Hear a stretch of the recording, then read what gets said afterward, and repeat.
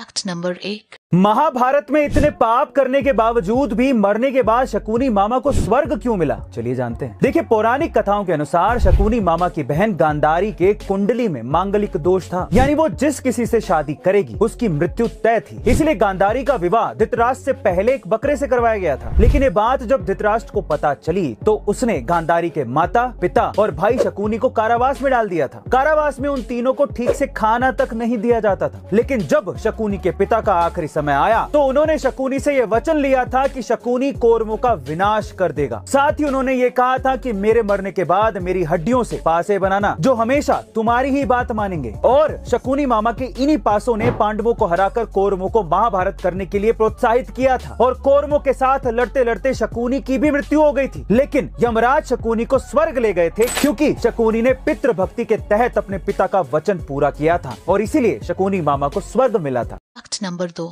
हमारे हिंदू धर्म में सभी भगवान को नारियल और केला ही क्यों चढ़ाते हैं, कभी आम क्यों नहीं चढ़ाते? क्या आप जानते हैं? चलिए हम आपको बताते हैं। देखिए, अगर आप गौर करेंगे तो आम कोई खाता है और बीज को जब वो फेंकता है तब वो उगता है, लेकिन नारियल और केला बगैर जूठा किए ही उग जाते हैं।